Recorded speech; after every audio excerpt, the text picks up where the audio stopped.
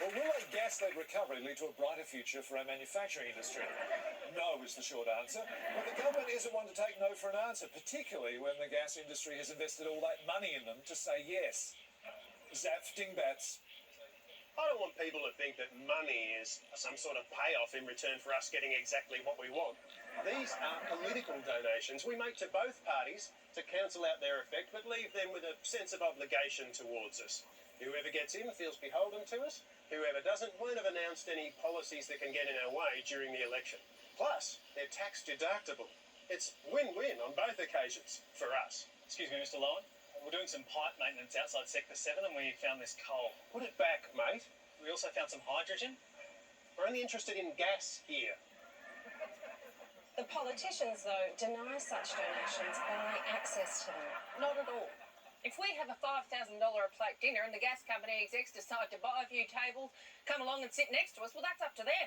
We just happen to be eating in proximity to each other.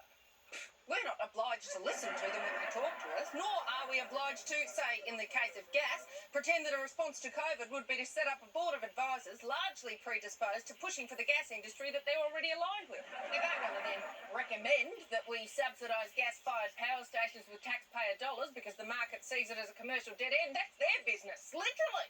If we decide to follow that advice, no matter how dripping with self-interest it is, then that's up to us. You say you want to keep the price of gas low. Down, down. Price of gas down. For the voters, yes, absolutely. Number one priority. But at the same time, a gas-led recovery will lead to a slew of high-paying jobs. Exactly. More jobs, higher pay, money, employment. So how can the price of gas be so low per unit that it's cheap for the consumer, but at the same time still be generating sufficient profits to go towards increasing the income of workers? You'd have to ask the guys on the COVID recovery board about that one. That was their department.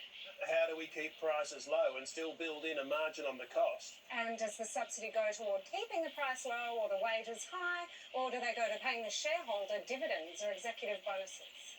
Listen, we've got a lot of gas, right? We need to shift that stock. At the moment, it's expensive and nobody wants to put it in their shop. Government subsidies will make it a less unattractive proposition. We get our money. And presumably the provider then sells it and the consumer then buys it. Oh, no, that's up to the market. We don't want to interfere with any of that. I'm not interested. But put that oil back in the ground immediately. What about this uranium? No. Just... Well, not